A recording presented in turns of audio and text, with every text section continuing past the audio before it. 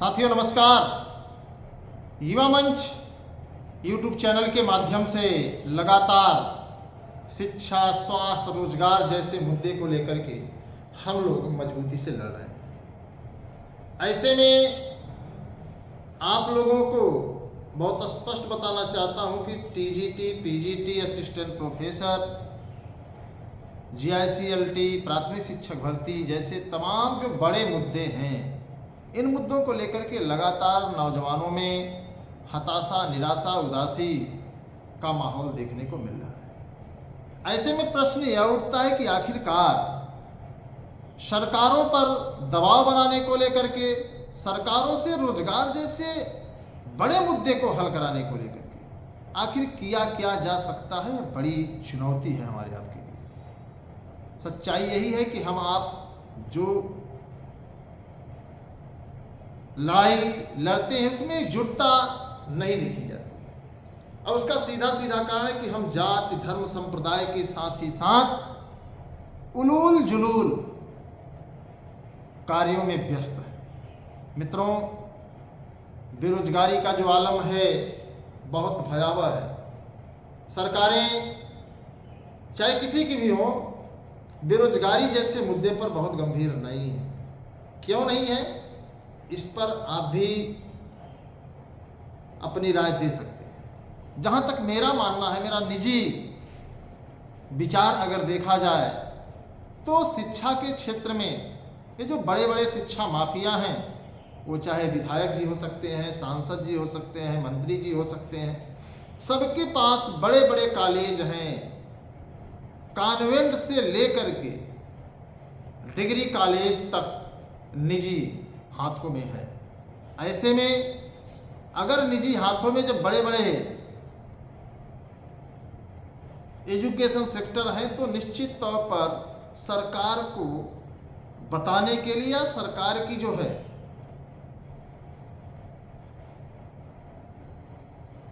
ये जो मनसा है उस पर पानी फेरने के लिए काफी है। उसका सीधा सीधा कारण है कि आप ऐसे हिंदी भाषा में समझिए कि यदि किसी विधायक, मंत्री, सांसद के पास कॉन्वेंट विद्यालय हैं, प्राइवेट विद्यालय हैं, निजी विद्यालय हैं, तो फिर वे सरकार से सवाल क्यों करेंगे कि देश की शिक्षा व्यवस्था को सुधारी जाए। सरकारी सेक्टर को धीरे धीरे किस तरीके से बर्बाद किया जा रहा है उसे आप लोग अच्छे से जानते ही हैं। सरकारी सेक्टर्स में मैं आपको बहुत स्पष्ट और बहुत साफ शब्दों में बता देना चाहता हूं मित्रों कि सरकारी सेक्टर में धीरे धीरे सरकार आउटसोर्सिंग, संविदा, प्राइवेटाइजेशन जैसे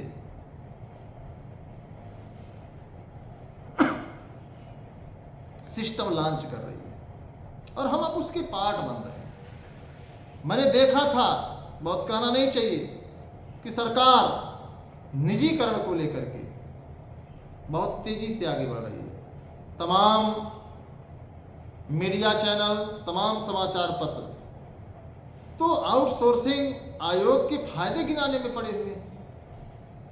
वो बता रहे हैं कि ऐसे फायदा होगा, ये होगा, ऐसा हो जाएगा, वो हो जाएगा, मतलब इतना फायदा गिना रहे हैं जिसकी आप कल्पना नहीं कर सकते।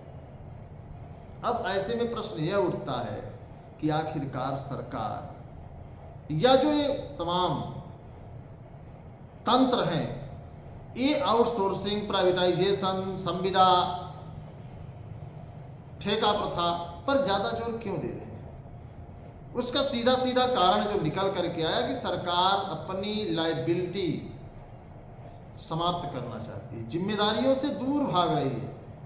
और जो सरकारें अगर अपनी जिम्मेदारियों से दूर भागें तो उन्हें सत्ता में रहने का कोई औचित्य नहीं है। देश में, प्रदेश में बेरोजगारी, भ्रष्टाचार चरम पर भी, नीट के पेपर के भी बारे में, मतलब पेपर लीक होना तय है, चाहे जो भी हो जाए। असिस्टेंट प्रोफेसर पर भी चर्चा चल रही है, आप लोग देखे ही होंगे, जिसको लेकर के आयोग ने बड़ा साफ स्पष्ट कहा कि आयोग की छवि धूमिल हो रही है।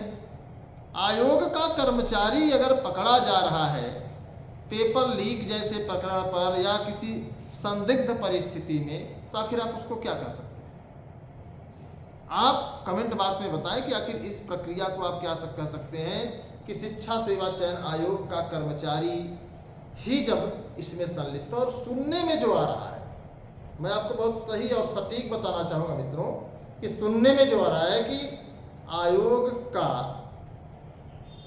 जो कर्मचारी पकड़ा गया है वह तो एक नमूना है, कई अभी राडार पर है। कौन है मैं नाम तो खुलासा नहीं कर सकता, और उड़ती उड़ती खबर हमारे पास कोई प्रमाण है, लेकिन जहाँ तक रही जांच एजेंसियों की, तो जांच एजेंसियां जो हैं वो सरकार के ही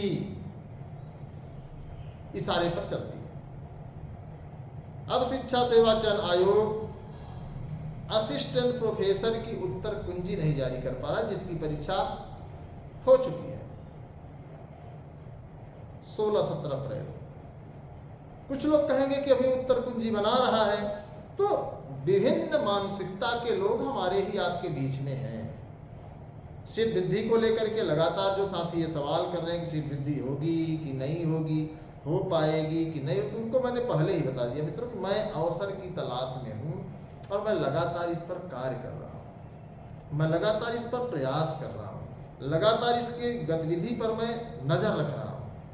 आपको ये लगता है कि नहीं बस तुरंत कोई चीज़ हो जाए तो मित्रों संभव तो नहीं है, लेकिन मैं उस पर सतत प्रक्रिया के तहत मैं उस पर संघर्ष करने के लिए लगातार प्रयासरत। जहां आपको घर से बाहर निकलने का वक्त नहीं है, कल आंदोलन था, सबको बुलाया गया था कि नियमावली में तमाम खामियां हैं, उसको लेकर के हमें सरकार पर सवाल जवाब करना चाहिए, लेकिन लोगों के पास वक्त नहीं था। अच्छी बात है, वक्त नहीं होगा तो ठीक है, जो नियमावलियां थोप दी जाएंगी अच्छी बात है और हम उसे सहर्ष स्वीकार करेंगे। ये अलग बात है कि डॉक्टर राम मनोहर लोहिया साहब ने कहा था कि जिंदा कौमें जो है 5 वर्षों तक इंतजार नहीं करती। आप तो इंतजार कर रहे हैं, तो फिलहाल जो भी है अगर आपने उसको एक्सेप्ट कर लिया है तो अच्छी बात है, अगर नहीं भी एक्सेप्ट किए हैं इसको लेकर के आपकी प्रतिक्रिया आनी चाहिए, आपकी प्रतिक्रिया होनी चाहिए। पूरी कार्रवाई मैं कर रहा हूं, परमिशन मैं ले रहा हूं, सरकार से मैं लड़ रहा हूं, बस आपको हिस्सा बनना है उसका, लेकिन आप उसका हिस्सा भी नहीं बन पा रहे हो। हालांकि तमाम शादी विवाह का माहौल था, आंधी तूफान भी रात में आ गया, तो कई लोग तो डिस्टर्ब थे कि आंधी तूफान आ गया, हम कहाँ जाए, अगर मान लीजिए तेज आंधी तूफान आए तो हम उड़ जाएंगे, और तमाम जो है सवाल आपके मन में भी चलते रहेंगे, क्योंकि आप भी पढ़े लिखे शिक्षित घर से हैं और पढ़े लिखे शिक्षित हैं भी, और अपने आप के भविष्य को लेकर अगर आपसे ज़्यादा मैं सक्रिय हूँ तो मेरी सबसे बड़ी मूर्खता है। बशर्ते आपको इस पर खुश रहना चाहिए, आपको इस पर जो है सक्रिय होना चाहिए, आपको इसके लिए तैयारी करनी चाहिए, आपको बढ़ चढ़ करके हिस्सेदारी लेनी चाहिए। लेकिन तमाम साथियों का यह मानना है कि शादी विवाह का माहौल था, किसी के मामा के यहाँ शादी थी, किसी के मौसी के यहाँ शादी थी, किसी के बुआ के यहाँ शादी थी, तो सब लोग वहाँ शादियों को अटेंड करने गए। क्योंकि नौकरी तो कभी भी मिल सकती है, आंदोलन तो कभी भी हो सकता है, लेकिन अगर मामा के लड़के की शादी, बुआ के लड़के की शादी या लड़की की शादी या जो भी शादियां हैं, अगर ये शादियां अटेंड नहीं कर पाएंगे तो निश्चित तौर पर एक बड़ा लंबा सवाल खड़ा होगा कि जब परीक्षाएं टल गई थी, जब कुछ नहीं था, तो आप शादी में क्यों नहीं आए। तो इस सवाल को भी हल करने के लिए प्रतियोगी भाई बहन लगातार जो है उदारता से लगे हुए हैं, और जो भी लड़ाई है, लड़ाई बहुत जोरों से चल रही है, हम लोग अपने स्तर से लड़ रहे हैं। बाकी आपका इसमें क्या योगदान है आप कमेंट बॉक्स में बताएं कि क्या आप नियमावली से सहमत हैं। कल के आंदोलन की घोषणा से स्पष्ट हो गया कि आप लोग सहमत हैं कि जो नियमावली है बहुत सही है, इसमें कोई दिक्कत नहीं। हाँ, 2-4-10 लोग तो हर चीज़ में ही रहते हैं, जैसा कि मुझे लगता है। तो अब आप लोग फैसला करिए। हाँ, अगर आप न्यायालय जाने की फिराक में हैं तो न्यायालय में संभल कर जाइएगा, क्योंकि कुछ चीज़ें सीक्रेट होती हैं जिसे बताना ऑनलाइन या लाइव मैं मुनासिब नहीं समझता। तो नमस्कार, धन्यवाद। मैं आपके संघर्षों का साथी अनिल सिंह। अगर आपके मन में भी कोई सुझाव है तो आप कमेंट बॉक्स में ज़रूर बताया करिए। और अगर आपको लगे कि हमारी आपकी चर्चा सारगर्भित है और तथ्यपरक है तो आप वीडियो को शेयर भी कर दिया करिए। अगर आप चैनल से नहीं जुड़े हैं तो चैनल को ज़रूर सब्सक्राइब कर लें, लाइक कर दें और कमेंट में अपने विचार जरूर दिया करिए। धन्यवाद, नमस्कार। मैं आपके संघर्षों का साथी अनिल सिंह। जय हिंद।